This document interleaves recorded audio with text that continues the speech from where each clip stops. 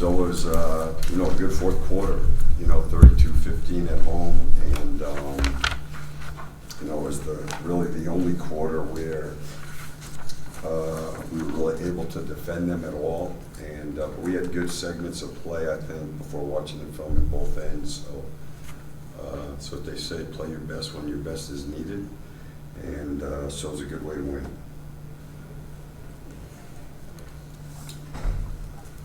Cliff, how much of tonight is just hanging around against a good team, you know, staying in the fight? The third quarter was bad, but you rallied, you came out of a timeout. How much of it was just, you know, hanging tough? Yeah, no, fighting for the win. Showed good mental toughness, good fight as a group. Guys were very positive with each other during the huddles, and you know, I thought we hung in the game well. You know, even in the first half, when we had stretches where things were a little sketchy, we just kept playing, and so I think that was a big part of it. How much did Michael Carter-Williams change, or at least alter, the tone of the game late? No, it's funny. That's one of the first things that the assistants were talking about. How, you know, he brings an edge to our group that's important. And you know, tonight, I mean, you know, he did a little bit of everything, but he can guard so many different people. But you know, as much as anything, it's his toughness, his competitive spirit. You know, that. You know, not that many players have. Coach, you talked about in the pregame about containing the ball and creating turnovers. I know you haven't seen the film, but can you speak to, you know, what you saw out there, the execution of the team? I would say not very good. You know, I mean, they had 56 points in the paint, and they had 36 at halftime, which is what we talked about. And we're just not into the ball right now. We're not. And like anything in this league, you have to develop habits. You don't get to practice 2.5 hours a day.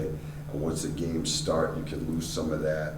And, you know, we'll have practice tomorrow, but a lot of it right now has got to be on film. But if we don't get back into the ball, it cost us a game the other night, and it was a big problem until the fourth quarter tonight.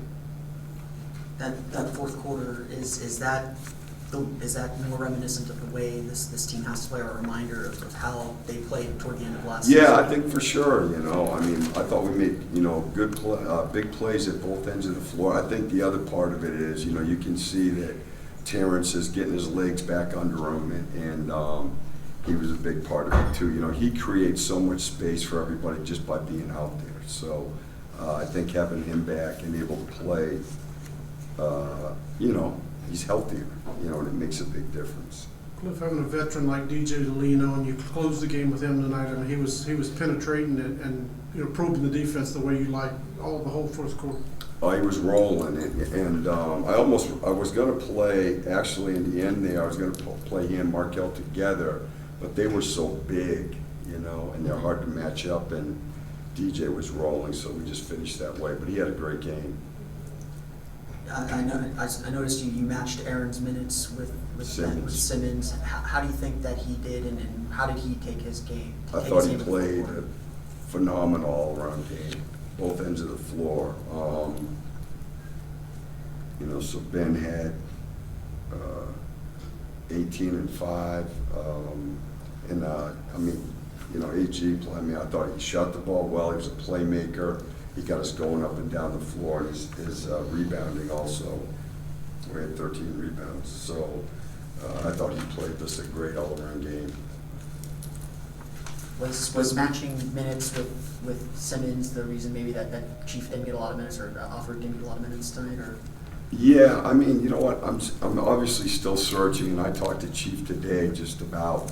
I mean, he's going to be part of our playing group. Again, we're back to T. Ross is healthy, and I got to get him going. And we need our skill-based guys are going to have to play well, and I got to get those guys going right now. And the only way that I can do that is how we manage the game. I can get the ball going to them, but they got to be on the floor enough so they get in rhythm, and then the rest of it will take care of himself.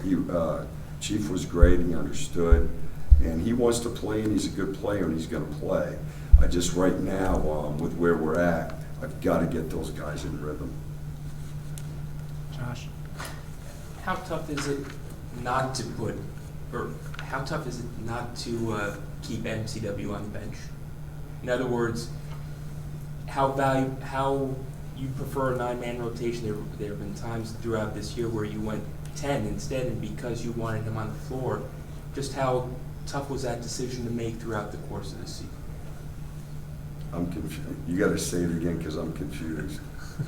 Do you think You're maybe talking it's your about- cold? No, I'm not trying to, I don't understand what you No. asked me, Usually you prefer to have a 9-man rotation, which is correct? what we did tonight. But throughout the whole season, you have sometimes made exceptions just to get MCW on the floor. Right. What are some of the qualities that he's brought that prompted you to do that? No, I think what we talked about before, he plays with an edge, you know?